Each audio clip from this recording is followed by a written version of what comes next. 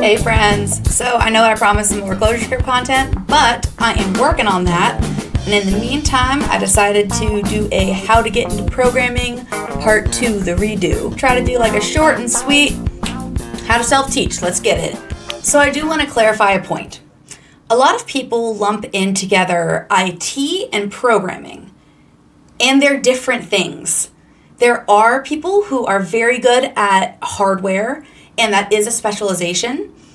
There are people that are IT experts, and they will typically help troubleshoot. There are people that work at call centers and help people with technical problems over the phone.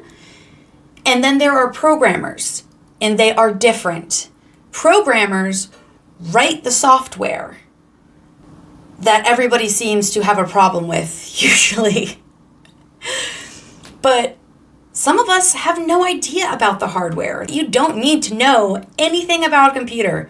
Don't really need to know what a CPU is. You don't really need to know that to just get started programming. No programmer can ever fix your internet.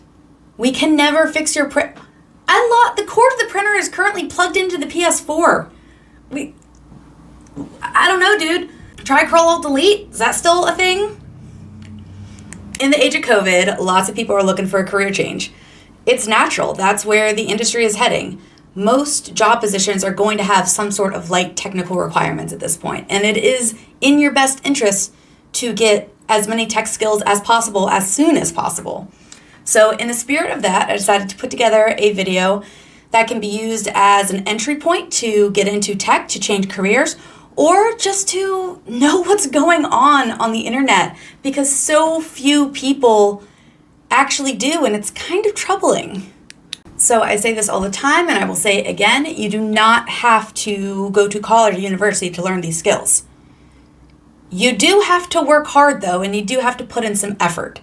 Math and sciences and all those things are not just learned overnight. They're done through repetition, through practice, same way you learn any other skill. So don't think that just because you don't have to go to college or university that there's somehow a shortcut to a career change where you'll make six figures, because that's not how it works.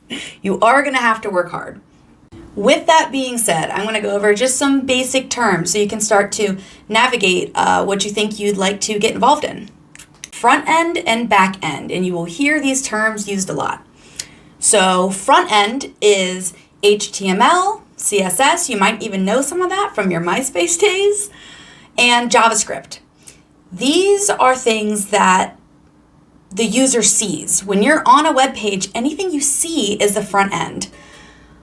We keep track of these changes, and it helps the user take action. Some resources to learn front end. I highly recommend the website Front End Masters. I think it's like $50 a month, but they have a plethora of classes, really good people teaching them, really just good content. Highly recommend that site. There are some resources like Udacity that will offer both front end and back end in something called a full stack nano degree. Most programmers are expected to be full stack or polyglots. So even if you specialize in back end, typically you're expected to at least be able to read JavaScript, at least be able to interact with it. Same goes for front end programmers. They are expected to know how the back end is working, know how to query a database. Not that they'll necessarily have to do it all day, every day, but you should at least have that knowledge. Now the back end.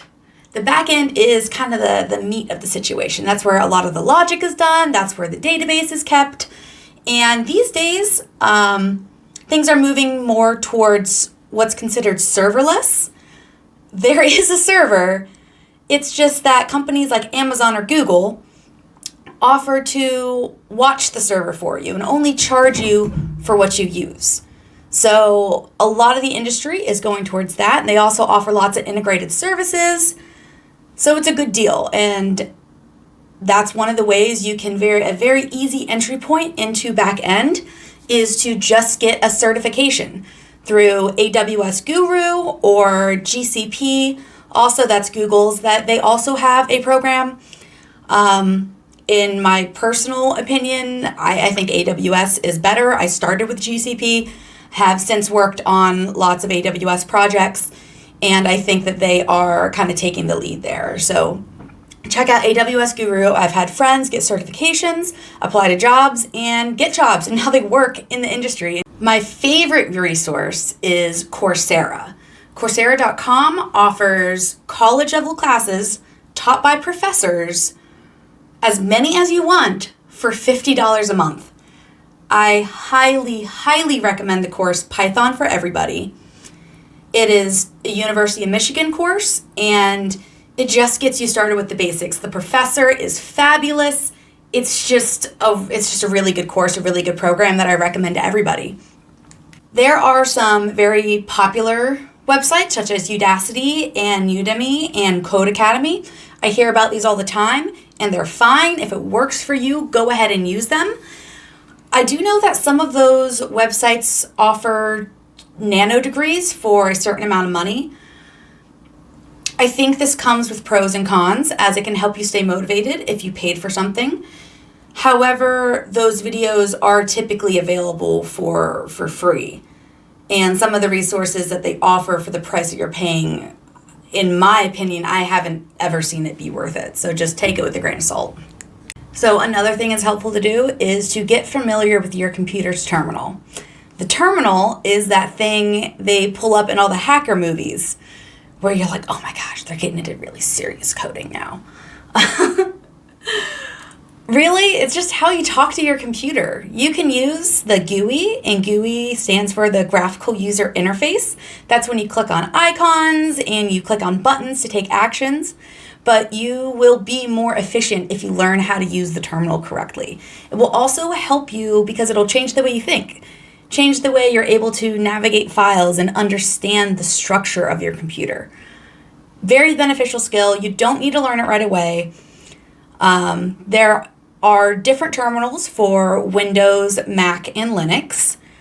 They all have different permissions. I'll let you do different things. You can use Bash or you could use Zish.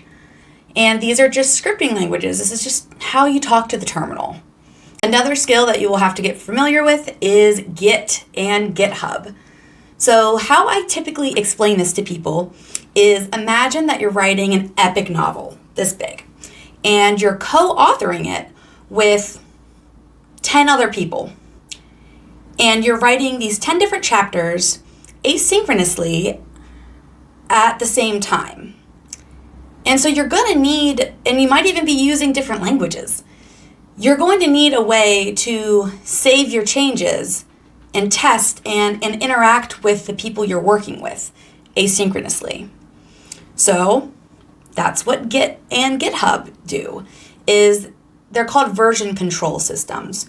It also allows you to look back over the history of a project and see when things were put into place. There are commit messages that say why. Very, very, very powerful tools. Now, some people are these legendary Git wizards, and they're amazing. A lot of us are just normal Git users, though, and use the same thing. Git pull, that's to pull the changes. Git commit, that's to commit your changes. And Git push, that's to push your changes to GitHub so others can pull it down. I highly recommend you start using Git as soon as possible. Go to github.com, make an account, look up a couple tutorials for how to do Git, and when you're learning these resources, practice using Git. Practice putting your projects on Git because it's only going to benefit you. In job interviews, they'll be able to see that you have been practicing code for this long. I know that's the first thing I look at when trying to gauge somebody's experience is, okay, resume, okay, whatever. I'll go straight to the GitHub and see what they've actually been doing. And a lot of people are like that. The more projects you have spanning the longest, the better. And don't feel bad about putting your tutorials up there, and don't feel some type of way about, oh, it's not good enough, it doesn't work, it doesn't matter. It's a work in progress. No one is expecting you to be perfect. And version control is for the purposes of tracking your changes, tracking the imperfections, so then when you do reach a point where it's working and working well and everything's going good, you can reflect on the journey and perhaps learn from it. So that is one of the ways that Git can be very helpful to somebody just learning. Another thing that you will eventually have to do if you want to get into coding programming is pick an IDE. I think that stands for Integrated Development Environment. Definitely development environment, maybe integrated or not. It's pretty integrated. So an IDE, that is like the Microsoft Word for your code. It's how you write. There are tools at the beginning to help you get started. Jupyter Notebook is one of them. I think NextJournal is another, and those are really big in like data science communities. And those can be helpful. I think Sublime Text, I'm not sure if that counts as a notebook or an IDE, I'm not sure. But I highly recommend you just jump in, pick your IDE, and start using it. It's one of those tools that is going to make your life so much easier if you just bite the bullet and learn it. There are so many different IDEs. What I recommend for people to get started is VS Code. It's one of the most popular. It works with most languages. Atom is another really great one. And then there's a company called JetBrains, and they make different IDEs that are made for different languages. So if you're going to use Python, PyCharm is made by JetBrains, and they have a community free edition. Highly recommend using that for Python. It's just the best tool for the job.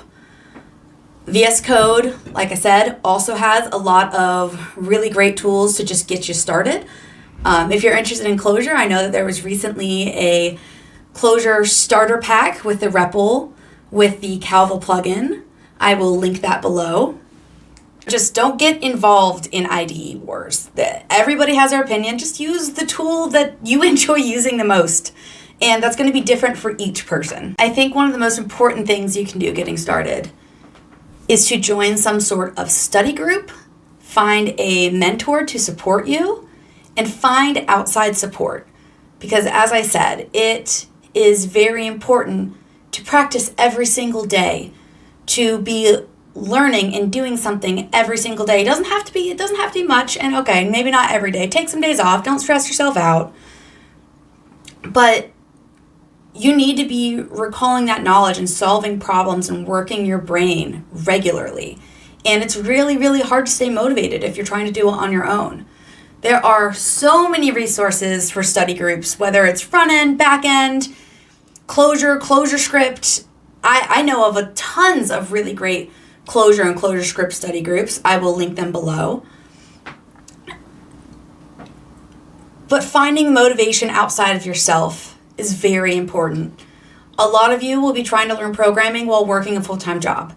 It can be hard to stay motivated after working 8 hours a day. You just want to come home, take your shoes off, and watch some TV. I get that. That's okay. Maybe try watching a programming video, though, instead. Try just making one commit. Just a little bit every day will help you get there. And soon, after a while, a couple years will go by, and you'll wonder how you learned all this. That's what happened to me. I didn't even own a computer 5 or 6 years ago. It doesn't happen overnight. But if you keep applying yourself and you keep practicing, it will happen eventually. And when you get to the end of that, the pride you feel in yourself will make it worth it. So will the salary. So with that being said, I guess I'm going to try and keep this to kind of a short video in hopes that maybe somebody will actually finish it. I can see the stats. I know y'all never finish the videos. And good luck. Good luck on your journey. If you're watching this, you're at least a little bit interested.